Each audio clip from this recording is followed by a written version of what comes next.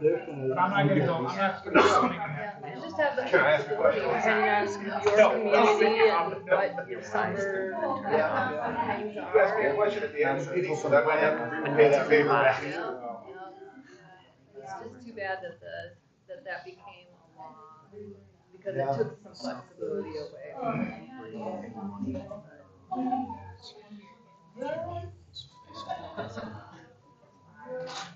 Trailers, trucks.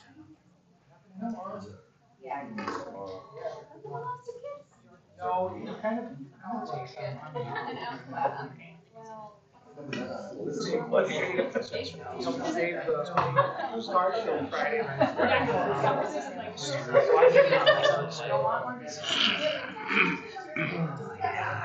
Yeah.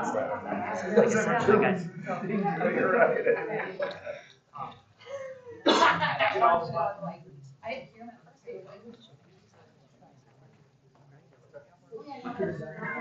that one's missing. Like wait, oh, go on the lunch table. Okay, I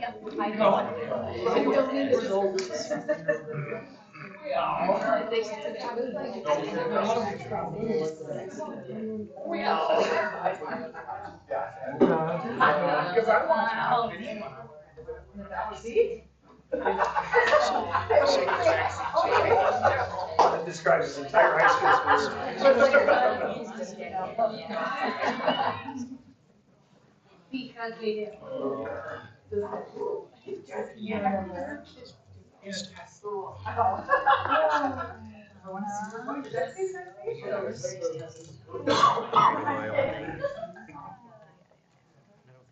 Bring batteries up. Bring them batteries. Yep. Right there to that. Come right on.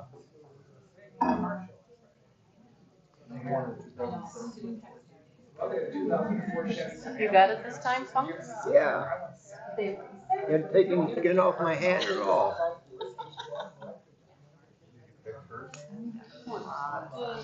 Yeah. Now the question is, can you get it back on?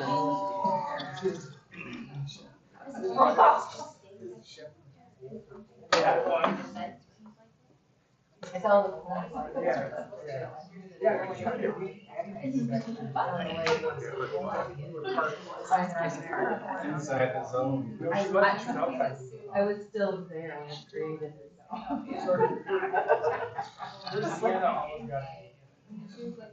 She was gonna be here. Yeah, I ended up like when I come back, I was within the stuff where I was. Work over here. Another person got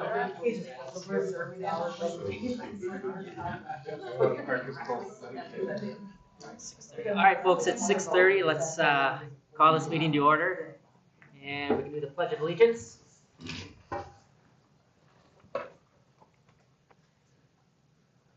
Just to the flag of the United States of America and to the republic for which it stands, one nation, under God, indivisible, with liberty and justice for all. Roll call. Cindy. Mark. Absent. Deb. Adam. Here. Kira. Funk. Todd. Yep. Amy. Proof of public notice. Yes. And Mr. Brown, could you be the one to do the mission statement? Sure. All right. The mission statement for the Gale-Ettrick-Trempealeau School District is learning for all, learning for life. Thank you. Item 6, consent agenda. We need approval of the minutes and the approval of the financial reports, which were presented last Thursday, and personnel improvements. We had some resignations. And I believe that was it. So I take a motion for the consent agenda. By Sarah. Second. Second by Cindy. All those in favor signify by saying aye. Aye. Opposed? Motion carries. Public comments, we have none. Correspondence. Staff and student recognition. I just have a couple things. I'd like to recognize the wrestling team for conference champs. Congratulations, Pete and your team. The dance team made it to state. And then the last one is recognizing, I had the opportunity of attending the last home meet, I believe it was, for the wrestling team, and the pep band did a co-op pep band with Melrose that they played at the home wrestling meet, so which is really neat. So, anybody else?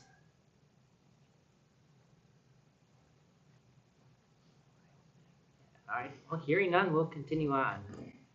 Administrative reports. February 2026 administrative reports. AGR update. Is that Mr. Root? That's me, sir. All right. All right, so twice a year we present to the board as part of our responsibility to DPI on AGR and how we use the AGR funds. And tonight I'm just going to focus on two spots, not to give too much away, but I'm going to talk about the work they do in Tier 2 and Tier 3, and then give you a little taste of Ames Web, which is part of the Act 20, because they're very involved in that. So let's just dig in.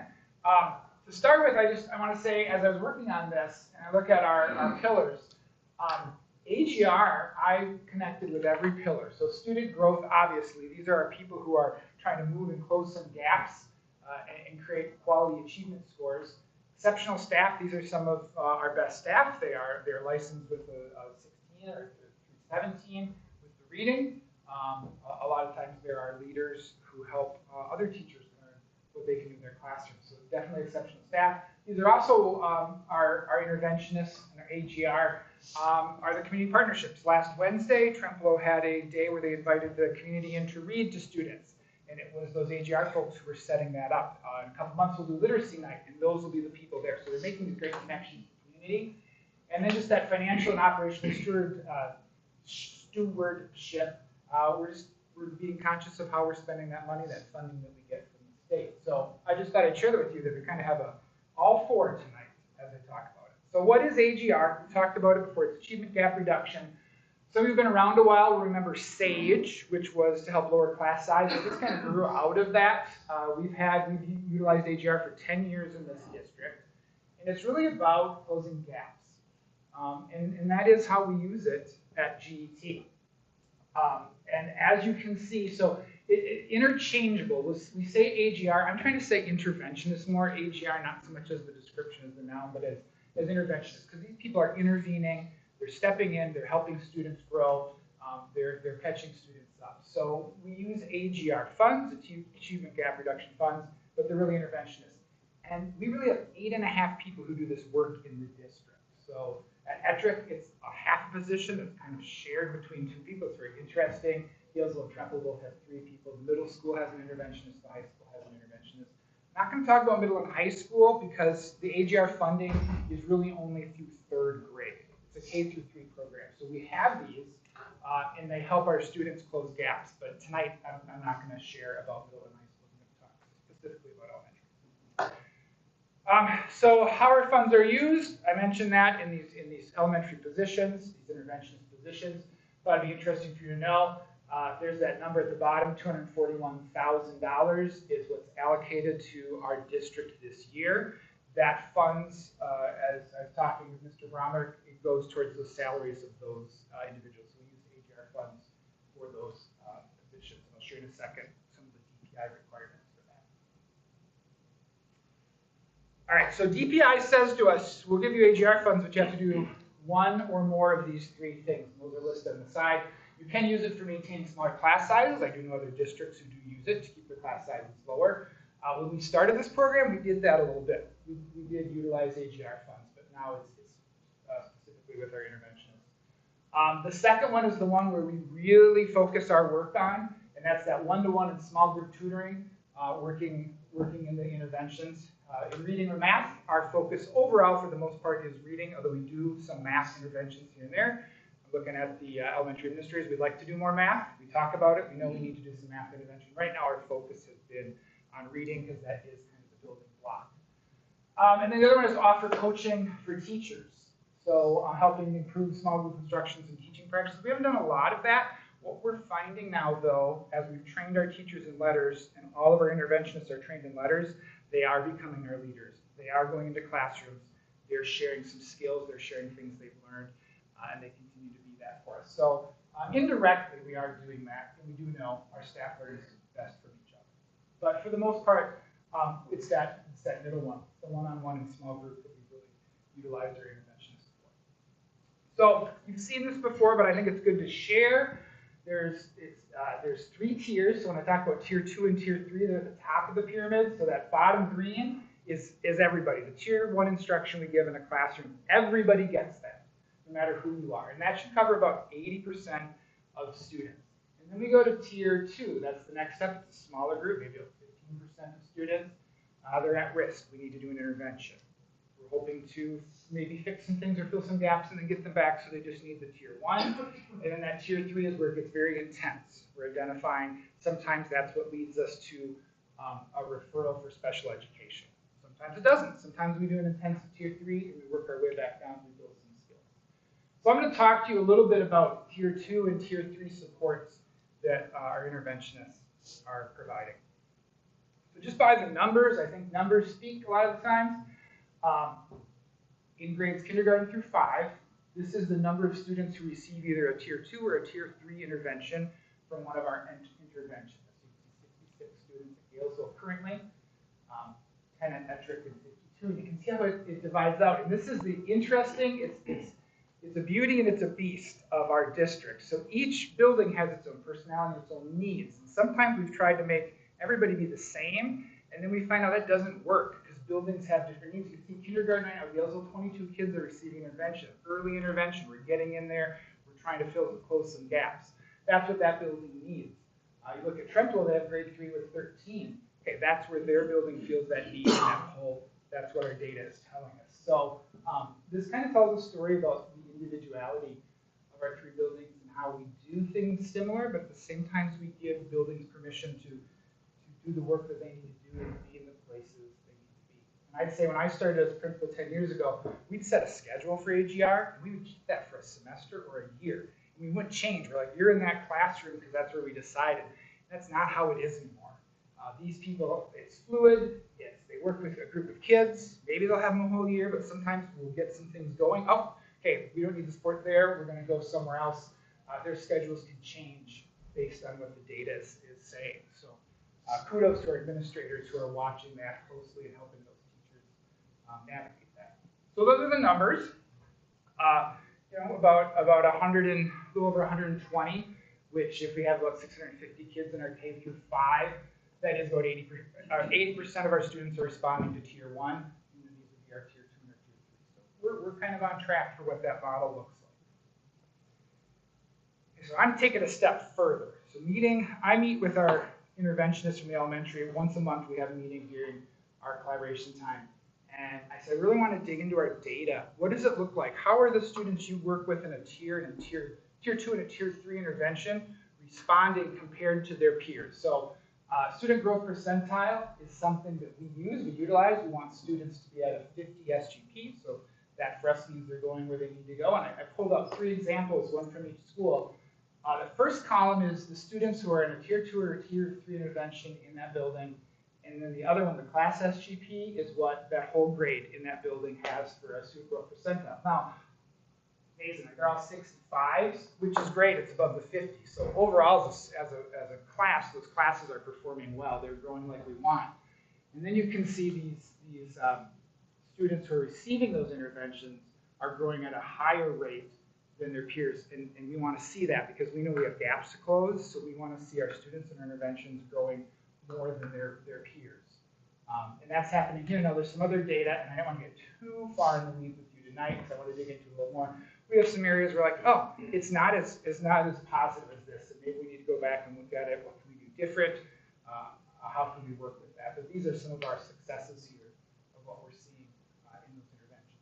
And our hope is we work with these students, we build the skills they need, we fill the gaps, and they don't need the tier 2 or tier 3 intervention.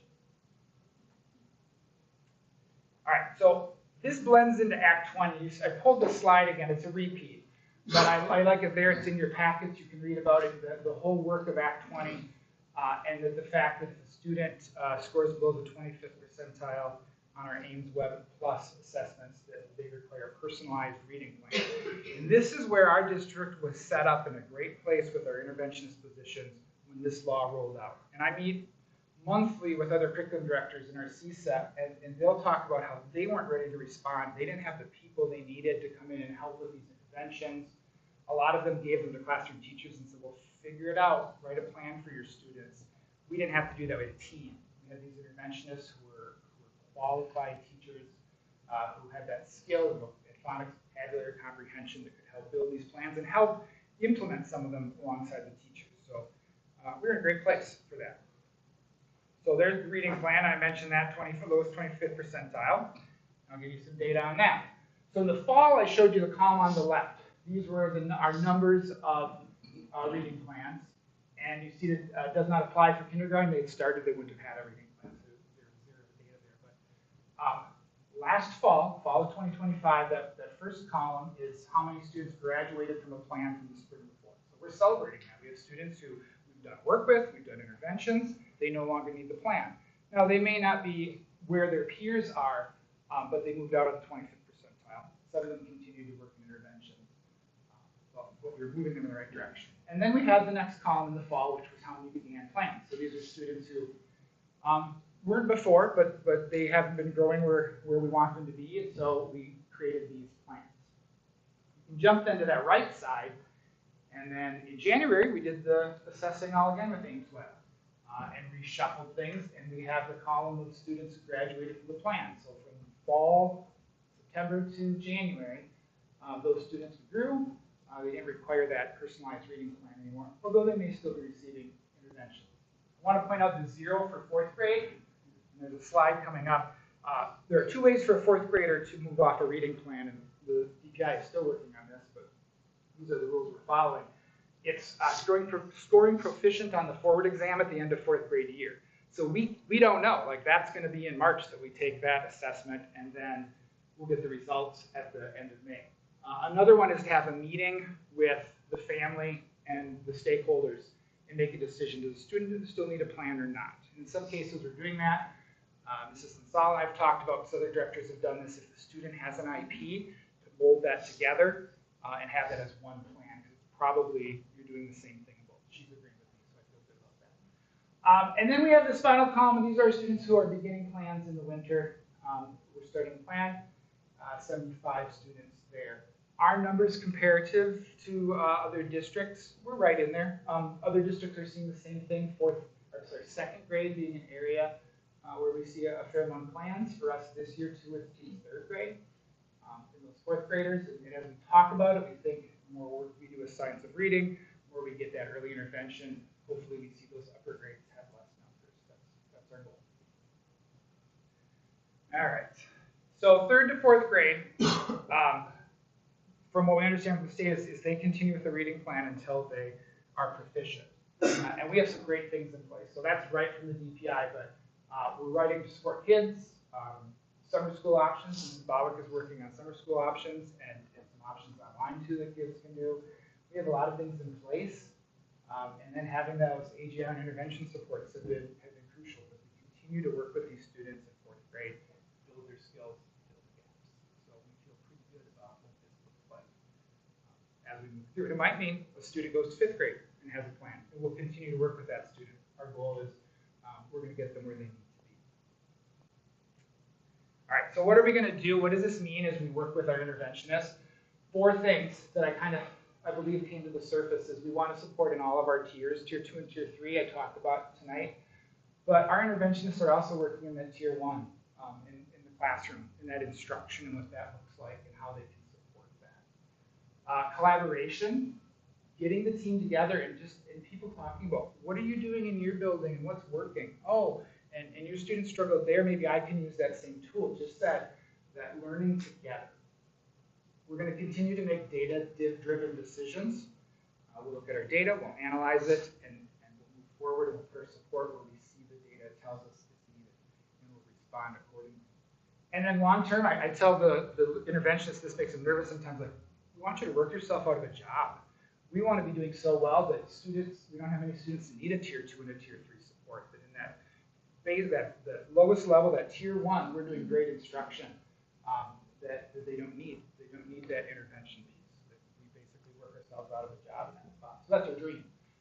We're always going to have students who are going to need some support. We'll be there for them. But if we can have less, that would be our goal. So that's kind of where we're headed. I'll be back again probably in the summer, and I'll give you the end of the year data from AGR.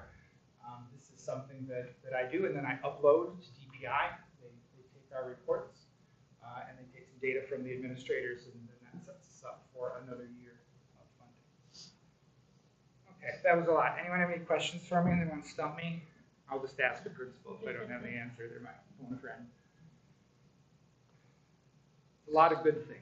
So what do you think, or will you see any impact on 4K as the program continues to evolve? Yeah, I mean, you're going to hear from 4K next, so I'm not going to steal any of their thunder because they're wonderful people. I think all the things we're doing in 4K, setting kids up to be ready to be learners in kindergarten, I think the work our principals do in their buildings for that early intervention, and when we don't wait. It used to be we would wait for kids, like, oh, they're going to get it, they're going to get it, they're going to get it. Sometimes they just didn't get it, and we wasted time. So now we're super reactive when kids aren't where they need to be, and we respond. And I think we're going to see that data through the upper grades. There's going to be less support because we're helping them sooner. And then do you think, or do you recognize students maybe in 4K that potentially, I mean, is that too early?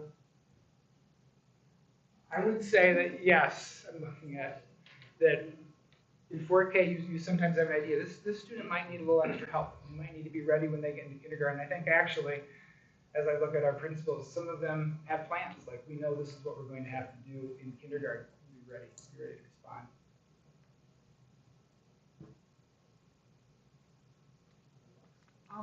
Most of our students we're kind of past that post-COVID phase that we went through.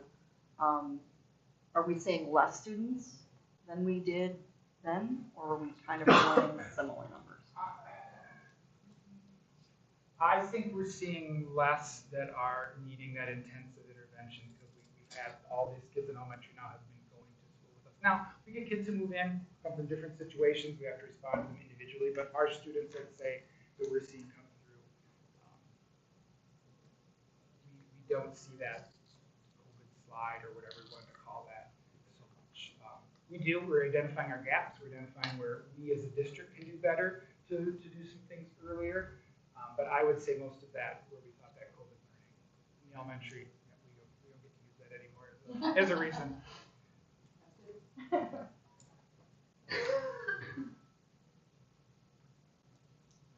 you. All right. 4K, they're a little more exciting. 4K's next, is that right? Yeah. All right, all-day 4K presentation. Pressure is on.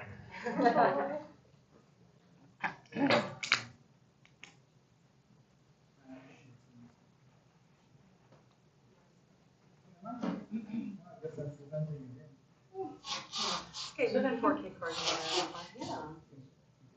Yeah. All right, so we're here to talk about full day 4K. This is our first year doing full day 4K, so we thought it would be a great opportunity to talk to the board a little bit about what that's been looking like for us here at GET for these last 6 months and answer some of the questions that you might have at this point in the year. So our 4K staff, we have Brenna here from Ettrick, and Lisa Lavery here from Galesville. And then we also have Megan Tim, who's a Galesville elementary teacher as well. Brittany Geary, Shirley Hirsch, and Kylie Martin are 3 4K teachers at Trempealeau Elementary. And then Joy Ranny is our district early childhood special ed teacher. So she also works with those special education students in that 4K level. So these are our teaching staff for 4K this current school year. So some of our vision for early childhood is we're working on focusing on building that lifelong successful foundation at a very early young level to work on their social emotional development, cognitive development, focusing on helping them develop those critical thinking, problem solving skills, those social interactions that build the foundation to become lifelong learners going forward. We want to look at research-based practices. When we talk a little bit about curriculum, some of our behavior intervention, we're looking at research when we're implementing these even at a 4K level. we want to make sure that we're providing that first foundational experience here in GT for them to thrive, excel, and grow, excel, and thrive here. All right, now the big why. Why full day 4K? What's the deal with that? We've heard a lot of districts going there recently. I feel like there's been a lot of them in our area, so it's great that we have started it kind of before some others. The big why is that getting academic, right? Having more time with the kids to be able to really go deeper with some things than we could ever do before. We've all added a math time, which we've never had like an actual 15-minute math time set aside. It's always kind of just been sprinkled in or in some small groups. So I've enjoyed actually having that this year. That's been really great. Having the social part is huge of the why, getting those kids here longer. Also full day, I can speak to my own experience so I have 3-year-old twins, and we are in the Pullman district, but we are going to be open enrolling here next year. So, I mean, that personally saved our family like $20,000 in daycare. So that's a huge expense for my family. And when we have an older child, and then so the twins were a surprise for us. So like that's something that we didn't expect going forward, and so it's an awesome opportunity for my kiddos to be able to have school full day. I think they'll be ready for it. They turn 4 in March, so they'll be really excited, and yeah, looking forward to having that. It's just nice as a mom and as a parent. I'm comfortable and excited about having full day for them to experience it. Again, with the parent support, that's just nice working with families to have that pressure. And it also opens up more spots in daycare because daycare is so difficult, especially in the rural areas, to find daycare. So then with the 4-year-olds not coming to daycare, it opens up more spaces for other younger children, which is a huge burden on families. So this is just a cute little chart about our hours increasing. So last year we only had them for 3 hours, and to be honest with you, it wasn't even a full 3 hours. It was like 2 hours and 45 minutes. But now it's 7, so that's 4 hours, and over a year, that's 823 hours that we get to spend time with them and work on their social emotional, their social skills, those academics that lead into all those wonderful Act 20 things. So those extended hours just really enhance the social emotional growth and academic achievement. So these are 2 examples of our schedule. Mine's the lame, really white one on the side. I didn't know. I would have added more color. It's okay. And then Lisa's is on the left, correct? So I just want to emphasize, last year when we had them for 2 hours, I knew I was going to do that. They came in and we would do morning meeting. We would do centers for an hour. Our Haggerty, which we will talk about in a little bit as well. We had snack, recess, and then they went home. That was basically our whole day with them. You had like one opportunity for like a lesson or a large group. Yeah, exactly. So and it was so hard because I would do Haggerty and then I'd maybe read a story after, and they sat longer than I really wanted them to. So it's nice to be able to split that up now, to have a 10-minute lesson out and then play for a while and move, and then now have a little lesson later. Go to recess. Now we're gonna have a math lesson. Especially at the beginning of the year. They're little, they're adjusting. So I just want to emphasize, now we have a full day with them. So all those pieces are still sprinkled in, but like Lisa said, now you can spread it out. You can make them shorter amounts of time so they can focus better and they can get your message. So I love my schedule, just throwing that out there for future reference. I love it.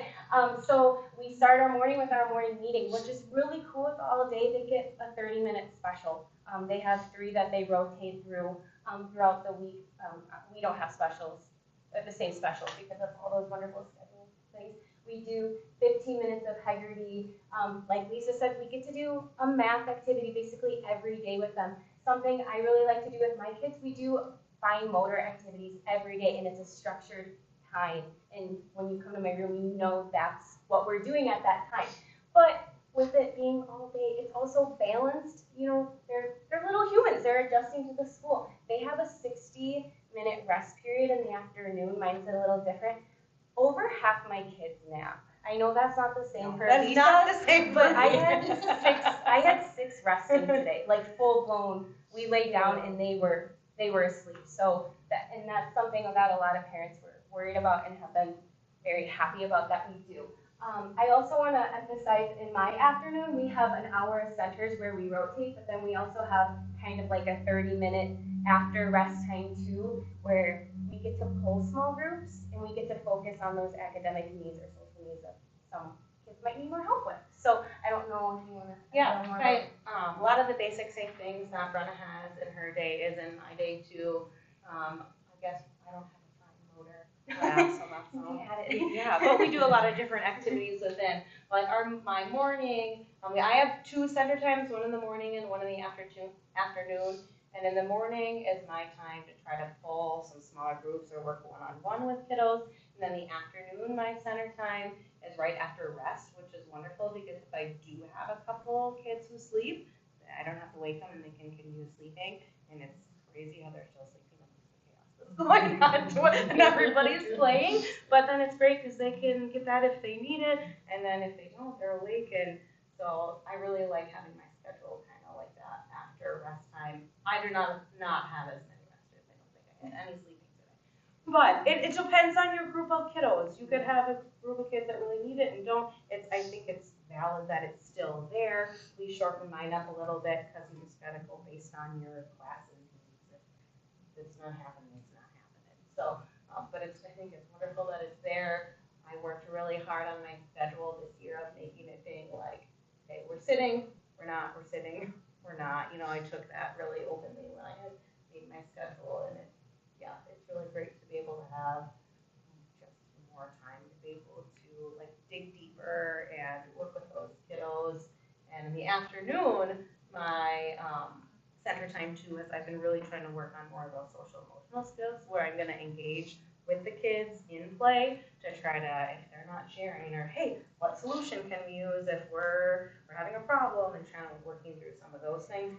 And then in the morning, trying to keep it like a little more like academic to kids. But it's also kind of great because if I don't finish something in the morning, I have the afternoon too. So It's been wonderful. We all know 4Kers love crafts. Have more time for their hallway crafts and all those wonderful things. All right, and what's wonderful too is we have flexible options for our kiddos. There is that half day option because we know a full day could be a lot.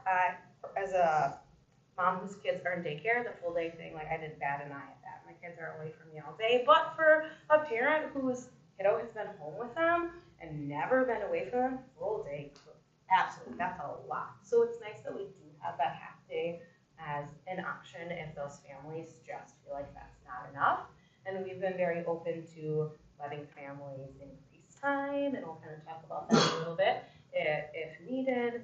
So know that option is also there, and we've had some families definitely use that half day option. So yeah, here are the numbers on how many sections we have and how many half and full. But so 91% are full day, so that's the majority of our students are here full day. So Brenna just has one, I have one, and Megan has one at Galesville, and then in Trempealeau there are 5. And then we also have 4 students that are at Head Start as well. So they have like 4K is included in Head Start as well, and then they'll go for your kindergarten. Yes, there you go. Yep. So you can see the majority of the students, even though we offer that half day option, are choosing to come full days. There have not been too many that have chosen to transition to full days at this point, but in talking with the teachers, that'll be an ongoing conversation at our spring, February conferences to talk about starting to increase some of that time to work on the lunch recess routine, trying to start to build some of that academic stamina for a full day for next year as a kindergartner. Okay, so I guess we could separate into 3 categories kind of what we focus on in 4K. So our big one, and I think every 4K teacher will tell you, our big component is that social, emotional, developmental piece of it. So with all day, we've been able to, like Lisa said, have those structured times to our day to really focus on it. So we talk a lot about expressing and recognizing our emotions, being problem solvers. With our specials, they get to have wellness two times a week, That's when our guidance counselors come to our classrooms and they have a structured lesson again. Bonus, they use second step. You'll notice there's a pyramid model on there as well, something we use. I'll let Lisa talk about that in a little bit because she's our team leader for that. So then for language and literacy, we're building the foundation, for all those lifelong learning. So we introduce letters and letter sound. We work really, really hard on learning our names and writing our names independently and recognizing the letters of our names. It's really fun to see them start to recognize their peers' names as well. That's been happening a lot recently too. And then Heggerty. So Heggerty, you might have heard us talking about, that is something that was kind of a non-negotiable for us. It's the foundation of phonemic awareness. So it's the ability to hear and identify and manipulate the individual sounds and words. So I call them word games with our kids, and they're just little mini activities we do. It takes roughly 10 to 15 minutes depending on the activity. And it's as simple as cat without the sound, what's left. So just simple things like that. And then math, we've been getting to do little lessons. So counting 1 to 20, I was going to say 120, that's the first grade thing. That would have been a lot. Identifying numbers to 10, shapes, patterns, all those wonderful foundation skills. You want to talk about pyramid model? So then pyramid model is something that we just started implementing last year, right? So Brenna and myself and Shirley, the three of us, because then the other two at that point, teachers in Trumbull, weren't here yet. And along with our paras, got trained prior to last school year. Think back. And then, and now we're making sure new staff is being trained on that too. But what pyramid model is, it's a framework of evidence-based practices for promoting young children's healthy social and emotional development. Somebody kind of said it's in a way, it's sort of PBIS for young children. So it's like specifically early childhood recommended. And with pyramid model, we're learning how to identify and manage behaviors, feelings, make friends, follow directions, some of those basic skills for just school. So that's kind of a little bit about pyramid model. And Brenna mentioned, yes, I'm on the pyramid model leadership team, I guess, if you will. And Joy Ranney, she's our early childhood teacher. She is actually heading on it. She's the one who brought it up with the idea. And we started that. She's doing an amazing job with that. Our Head Start teacher, and right in Gale here, used to work for Pyramid Model. So Rachel, she's wonderful. And so she's continued to work with us still, even though she's not technically working for the company anymore, if you will. But so it's great that we've had that continued, and we're really spending a lot of time being trained, because I think it was 3 full days worth of training. So I think we were trained a PD day during the school year and then 2 summer days. So staff this year are just being trained kind of smaller chunks at a time. But I think it's definitely worthwhile. It's something that all 3 schools are all on the same page with. Because that's obviously tricky with different buildings and needs, but we have some of those, make sure we're all doing some of those similar things. So our staffing structure, as we talked about, you saw the teachers that were listed on there. So every classroom's got a teacher. Every 4K classroom also has a paraprofessional that is considered a classroom paraprofessional, so general education 4K para. And then on top of that, we also have some classrooms based on student needs that might also have a special education para. So depending on the classroom, there could be up to 3 adults, sometimes 4 if we have a speech and language therapist or an occupational therapist, or early childhood teacher also supporting in that classroom depending on the student's IEP needs. So based on our ratios, there's about between 15 to 17 kids in our 4K classrooms. We could have anywhere from 2 to 4 adults in a room depending on the given time of the day and the student needs that the IEP dictates for.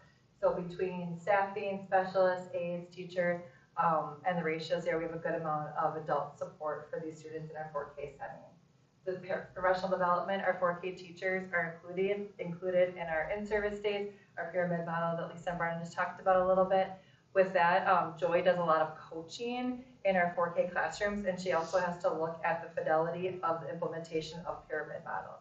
So she has to come in and observe and determine, like, are they following this pyramid model with accuracy? So there are fidelity checks with that, and then she gives feedback too.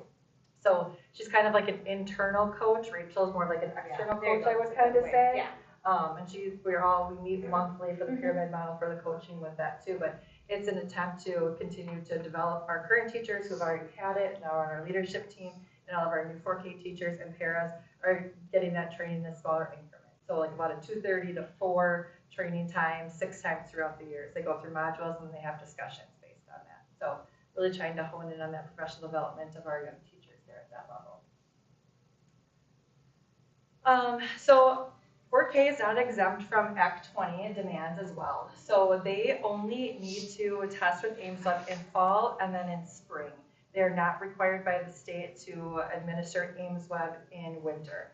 So this is the data that 4K had to complete through AIMSWeb testing its initial sounds. So when I look at all of our 4K data, 94% of our students were meeting that AIMSWeb national norm benchmark in the fall. We'll know in spring to see, did that number go up, did that go down, how do we have that as a comparison, and then 4K also has to test with letter names and letter sound fluencies. So there'll be additional assessments they'll have to take in spring as well. As a district, we do other assessments. They talked about the Hegarty assessments. We also do different letter sounds, letter naming, counting colors, numbers, shapes, things like that too. So there's more of that district-specific data that we present to parents at conferences, but we also have to conduct that standards-based universal screening at the 4K level under Act 20. Then we do family outreach. So we've got 3 different family outreach sessions here. So fall with Ferguson Orchards, winter with gingerbread house making, and then in spring we do a family picnic at Cants Park. Part of 4K is that we have to do outreach hours, a certain amount of outreach hours, in order to get the 0.6 FTE funding for our 4K students. So even though they come a full day, we only can get that 0.6 FTE, and part of that requirement is still our outreach events. So those have been really popular, really well attended, so we've kept those going forward with our 4K program this school year. We also do outreach packets monthly too. We send home like packets of different activities and things that families can take home and work on, like as they want. They can do what they want. We've also been sending home an extra one as like a snow day packet, just in case. Yeah. So some of our parent feedback here, parents really appreciate the nurturing environment for the kids, and we've gotten really positive feedback on the full day option and rest time as well. Some areas to continue to look at is how we communicate with our families. So we started to expand that a little bit more, like our Birth to 5 night we have tomorrow night. We revamped our 4K open house registration nights a little bit too, to try to open that more to communication, parent feedback, conversation, and paperwork form filling out. We tried to switch that up a little bit this year too. And then we started to make it a little bit more well known about the half-day option for families. So it wasn't, I don't think as many parents knew that that was an option going into the school year. So we were a little bit more intentional at registration this year that this is an option. And the parents were asking questions. We talked about what that would look like, that it wouldn't have to be a commit to half day at the beginning of the year and stay half day. We could build those transitions in throughout the year. So we had a lot of conversations about that too. Some things that we're going to look at going forward is following up with those families that didn't have any schooling or formal daycare before coming into 4K, to reach out to those families to see if they feel like they're developmentally ready for a full day of 4K, and offer or explain a little bit more about that half day, and then in the works of trying to expand that to full day option. So just reaching out a little bit more between now and February into the beginning of the school year with those families. Again, the engagement activity is very well attended. Our most recent one, gingerbread, we had over 200 families, 200 people RSVP that they would come. So we have about 90-ish 4K students, but then some were bringing 1 or 2 other adults, family members, special people in their lives with them. So a very successful event, and all of our events have been and continue to be. So been a great transition here with that. Going forward, some things that we're going to look at doing, again, talking with those families and reminding them about the options between half day and full day, what that could look like, helping them decipher between what maybe is best for their child going forward next year. We are going to be offering a 4K jumpstart in the July summer school session. So you may have started to see that advertised out with our summer school information. So in that 3-week July session, we just usually have done jumpstart to kindergarten the 2nd and 3rd week.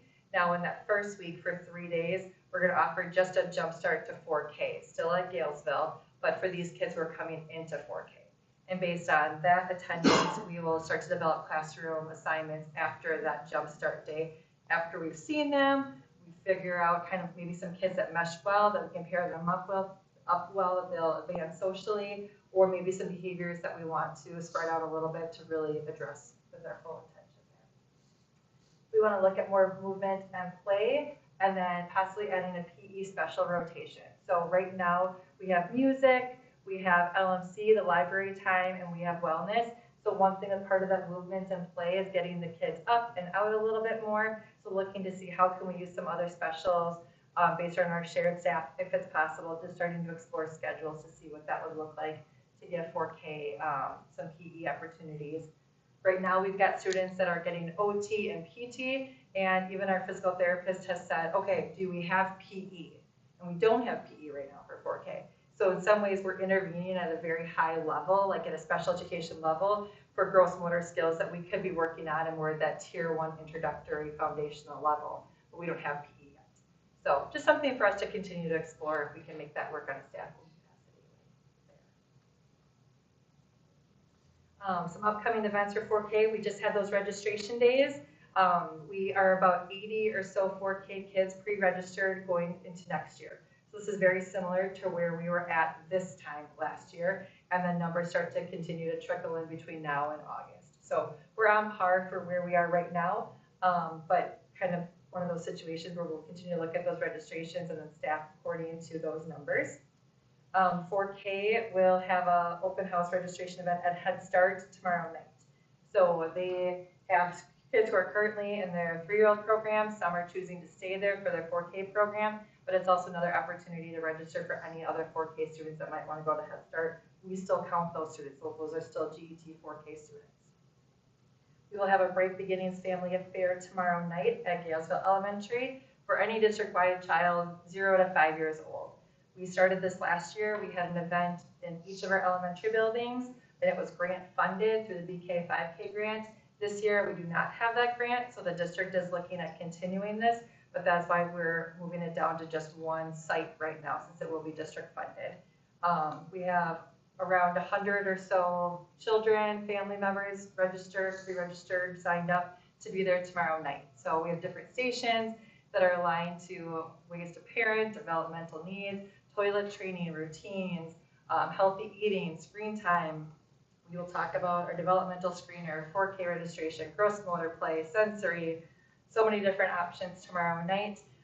So we're really looking forward to bringing some of our early families into the district tomorrow. Again, talking about 4K registration, and then also our child development screening date that will be for children where parents want to have an idea of having them screened for any developmental needs, concerns, strengths, and that'll be February 26th. And then we have one last outreach event that'll be at Cants Park in Galesville in May at 11 o'clock. So kind of a still full spring for us here in 4K.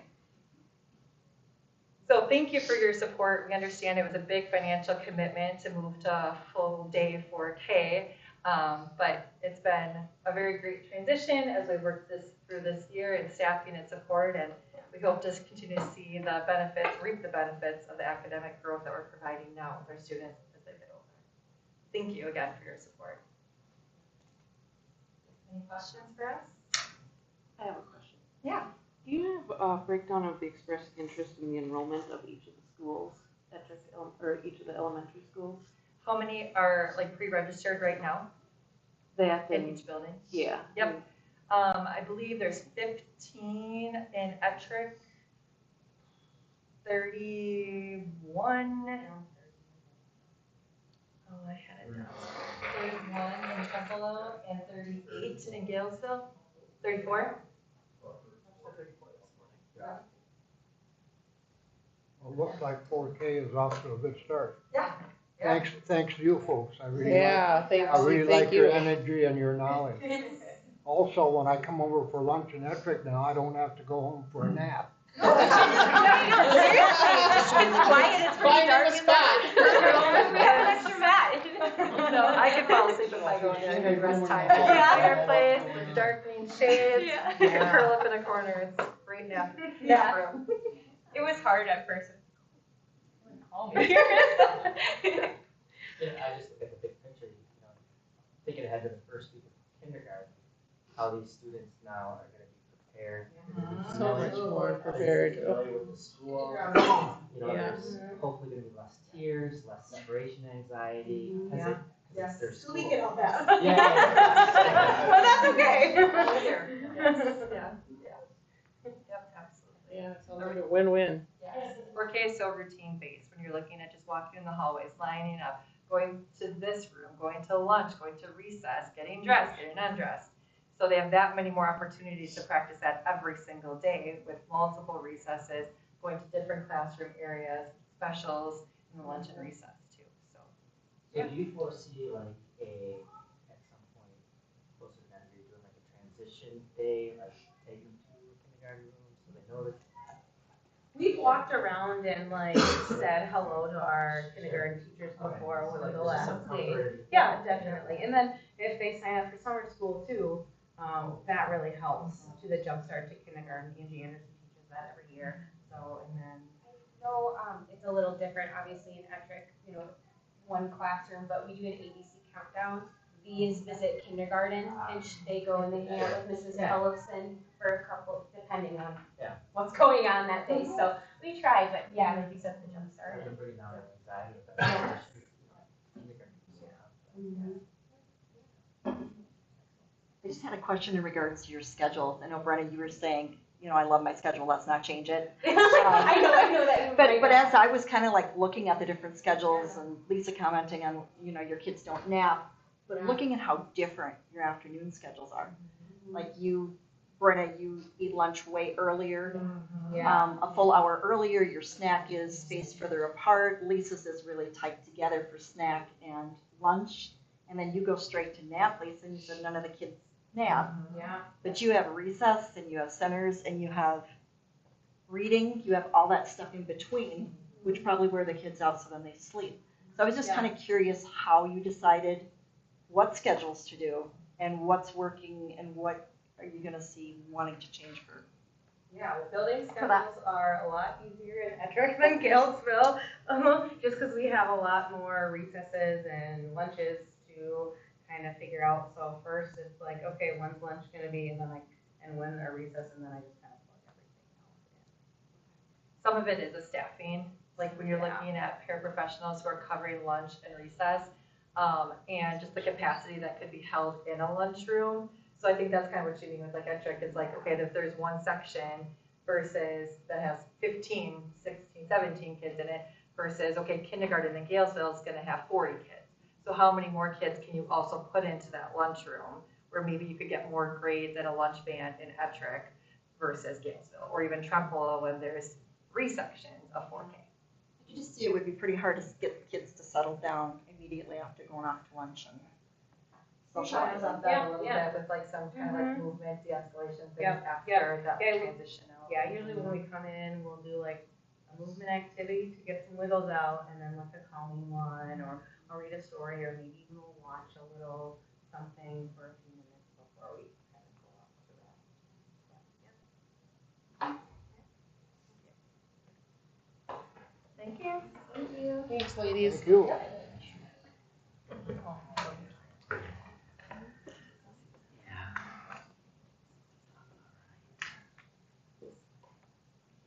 All right, well, thank you. So we are on to unfinished business, capital projects improvement plan. We had a good discussion Thursday, kind of came up with a general idea of what we're looking at. We will be meeting the 19th at at Trempealeau Elementary, just to get some final questions answered, do a quick tour of the school, and hopefully by March, we'll have everything finalized and ready to go. Anybody else want to make a comment on that? You fill me in after the meeting Oh, yeah. on Thursday? Yeah. Yeah, I was at the That's reading it. conference, Yep. So, so we'll talk after the Yeah. meeting. new business, looks like we have nothing on our new business. Committee reports, we did have our capital project improvement, along with our committee of the whole last week. Okay. Other than that, I don't believe there's any committees. Future dates, Thursday, February 19th, we have our special board meeting at Trempealeau Elementary. Go over the final special meeting for the capital improvement project plan. Thursday, February 26th at 5:30 p.m. we have a compensation meeting. Thursday, March 5th, committee of the whole at 6:30. March 9th, which is a Monday, the regular board meeting, and then Thursday, March 26th at 6 p.m. is certified negotiation, which is being rescheduled. Yeah, so those of you are on, I was just asked today if we could, if there's a conflict for several of the teachers that tend to work with negotiations. So we'll work on rescheduling that. I'll get back to you. Parent-teacher conference just happened to collide that day. And it is a little confusing because all of our building levels have their conferences at different times. So trying to work in March is a little complicated, but we'll figure it out. And then if we could just get who is on which committee. Yes, I will send that out to everybody so that you get that reminder. That'll come out probably in your update this week for me. Just as a reminder. So one other thing I'm just going to bring up is scheduling our meetings. We do have that book that we need to have a discussion and make a decision on for the curricular book in our curriculum that's been questioned, and just wondering if what would be a meeting where, and the board probably should talk about this, what meeting would you like to have that discussion, or do you want to schedule something separate for that? It's something that could be done at a regular meeting. It could be done at, that might be too soon, your February 19th meeting. I'm not gonna be Yeah. done. Yeah, by then. I'm almost. Faster. It's a quick read. It'd be done. Committee of the whole in March? Committee of the whole, you can't make decisions. No. So Yeah. you can't vote at Has to those get moved. meetings. It's gonna have to be either a Let's just regular do the board or March special. board. March 9th. Regular meeting for sure, I think. Pardon? Regular meeting is no use. Would that be? Yeah, March not have a 9th. special meeting. Yeah, let's do it. Yeah, because I mean, I don't think there's gonna be a whole lot of discussion. We've had 3 administrators. Well, Yeah. yeah, Yeah. we've got Weigh in the on- protocol to go Could we through. have a special meeting before the committee of the whole or no? Do a special meeting before committee of the whole, like at 6 o'clock? It's up to the board. We can, it's up to the board. So that would be on. I don't think it's gonna be a whole lot of discussion. Do you think that we could just do it at the board meeting? Are we gonna have any other huge topics come March? You might have your referendum. Did you elaborate before? I don't have a preference. I just didn't know how full the board meeting would be. Yeah, because we would have that referendum question. Again, will that be a big discussion or will that be hard to say? The board has to vote on. Are we allowing public comment at that meeting? There's always public comment at a regular board. But I didn't know if there was interaction. Yes, no. Okay. Well, okay, if the book discussion is at a regular meeting, there isn't Yeah, you back can't have and it, forth. yeah. With and that probably wouldn't be appropriate because the board's really just making a decision based on all the information you've been given. And, yeah, we And can- it's one parent, it's not right. like a community coming in. It's a one parent question about a curricular item. Thoughts? I'd say just do it at the regular meeting. I vote that too. Okay, we'll put that on the March agenda then. Thank you for that input. Okay. And is that anything else? All right. With that, I would take a motion to adjourn. Move to adjourn. Second. Second by Deb. All those in favor signify by saying aye. Hi. Opposed, same sign. Motion carries. Wish your husband well, Michelle. I wish your husband well. Thank you. Doing good. He's home and my daughter was in nurses with him tonight. Nice. You know, he run before the heart attack